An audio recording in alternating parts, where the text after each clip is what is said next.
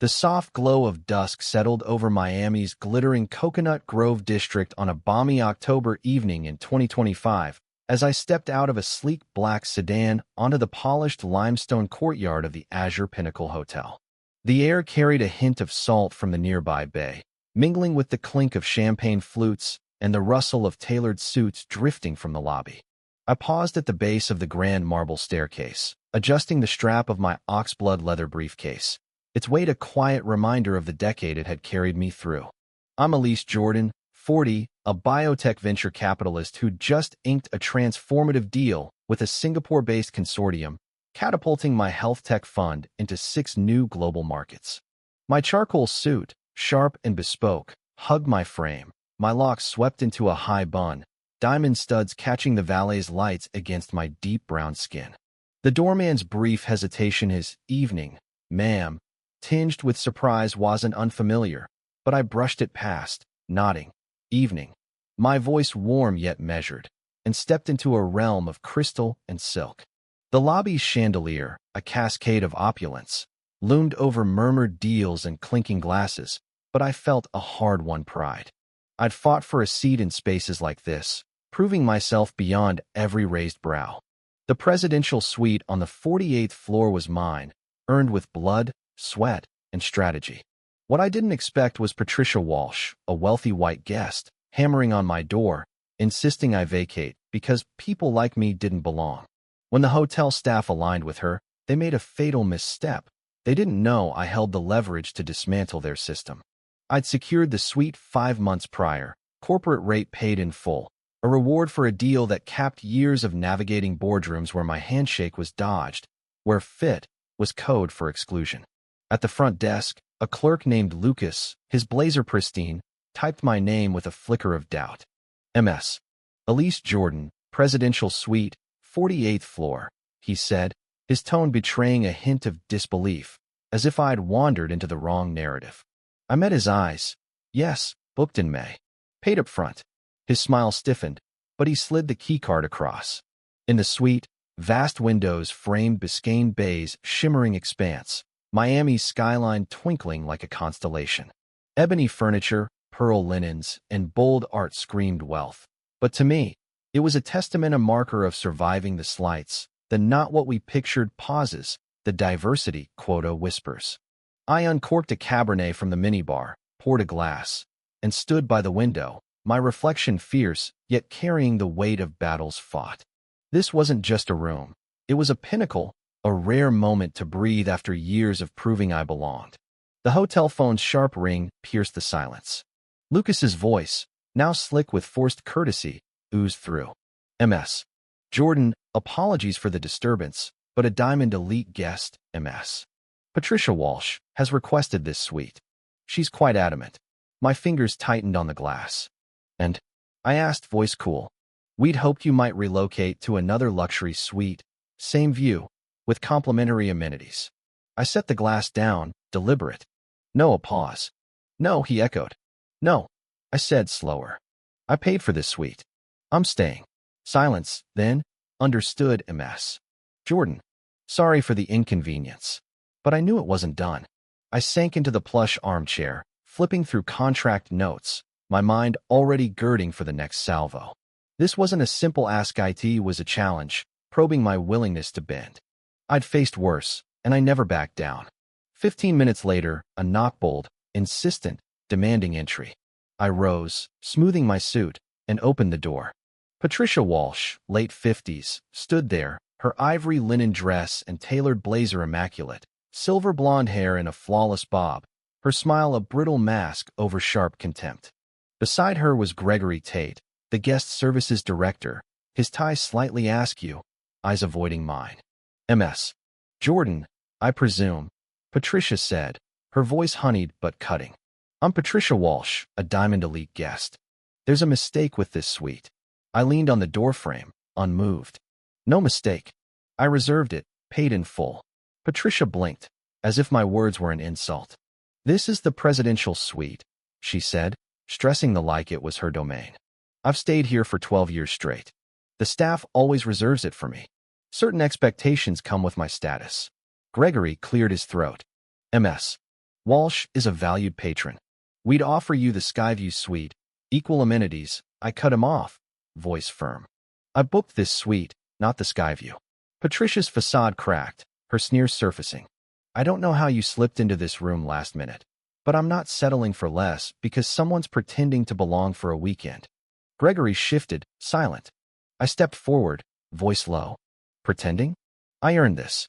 What's your problem, MS? Walsh. Her eyes narrowed. You don't belong here. This suite isn't for just anyone, especially not someone like you. The air thickened. I tilted my head. Someone like me? Patricia's arrogance surged. Yes, someone who doesn't fit this tier, who's here to make a statement, not to stay. I'm not losing my room to a publicity stunt. Gregory winced, but I held Patricia's gaze. I'm not moving. Your bias is showing. Patricia scoffed. I've poured more into this chain than you'll ever earn. You don't belong. I turned to Gregory, voice sharp. Are you addressing this, or just enabling her insults? He stammered, MS. Jordan, let's avoid conflict, I snapped. This isn't conflict. It's misconduct. Patricia laughed, harsh. Attitude doesn't buy class, dear. I stepped closer, voice lethal. And privilege doesn't mask ignorance. I shut the door, the click resolute, but Patricia's glare promised more. I didn't sit. I grabbed my phone, dialing Maya Brooks, my corporate liaison at Azure International, a woman who valued my influence beyond contracts. She answered instantly. Elise, what's up? I recounted it all. Patricia's demands, her slurs, Gregory's inaction. They tried to shame me out for a VIP, called me a stunt, a box to check. Maya's voice hardened. Wrong move. I'm on it 20 minutes. I hung up, staring at the bay's lights, my pulse steady but fierce. Another knock came, louder, angrier. I let it linger, then opened to find Patricia alone, her polish fraying. You think you're untouchable? She hissed, leaning in. A big deal, a fancy room, and you act like you're one of us. You're a token they parade to look inclusive.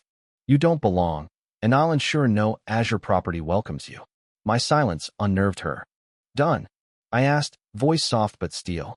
Patricia's eyes blazed. Not even close. I'll ruin your name. I smiled cold. Make your calls. I made mine. I shut the door, locking it, and returned to my desk, pulling out my leather notebook. I jotted names, times, phrases. Token, stunt, doesn't belong. Each a bullet for the fight ahead. A text from Maya buzzed. Security briefed. Corporate's moving. Hold tight. 12 minutes later, 3 soft knocks. I opened to Gregory, pale, sweating, his smile strained. MS. Jordan, I want to resolve this tension, he began. Tension. I cut in. You enabled discrimination. He flinched. MS.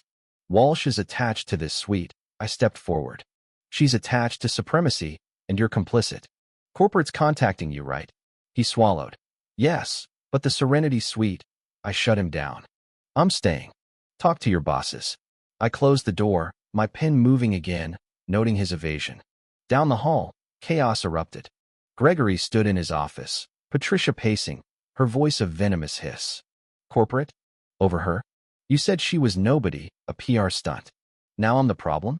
I've bankrolled this chain for decades. Gregory stammered. Patricia, please, she snapped. Don't Patricia me. She's a quota hire in cheap heels, playing victim with her race card. I won't be ousted by a box checker. The door swung open. 2 corporate reps, IDs flashing Azure's crest, stepped in. The woman, voice icy, said, Mr. Tate out. Patricia whirled. You can't silence me. I'm the victim. She threatened me. Gregory fled, head down. The man faced Patricia. Your discriminatory conduct violates our guest agreement. Your Diamond Elite status is revoked, and you're banned from all Azure properties. Patricia's jaw dropped. You're tossing me for her? A nobody who lucked into a suite? This hotel will crash without people like me. The woman leaned in. She earned her place. You didn't. Security arrived. Patricia's screams, you'll regret this. She's a token, echoing as they led her to the elevators.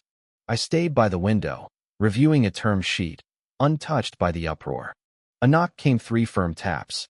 2 corporate reps stood there, the man's voice respectful. MS. Jordan, we apologize for the unacceptable treatment. Staff involved are on leave, under investigation. MS. Walsh is banned globally. As restitution, we offer 2 years complimentary presidential suites at any Azure property. I met his gaze. I don't need free rooms. I need policy-biased training reviews, manager protocols, guest conduct enforcement. This wasn't my first time, just my loudest. He nodded. It's underway. We'll follow up. I shut the door, returning to my coffee, the city's lights unwavering. Morning brought another knock, a new staffer with an envelope. Inside, a corporate letter detailed new training, protocol reforms, and a request. We seek your consultancy to shape our inclusivity policies. I smiled, tucking it into my briefcase. Downstairs, staff stood taller, eyes meeting mine. A manager held the door as my sedan arrived. All good, ma'am, the driver asked. I nodded. It will be. As we merged into Miami's dawn, the Azure Pinnacle systems were shifting, not because I demanded attention, but because I refused to vanish. Was Elisa's stand justice or overreach? Should Patricia face harsher consequences or redemption? Can hotels truly reform, or will new Patricius rise? Share your thoughts below, hit that like button, and subscribe for stories that demand your stand.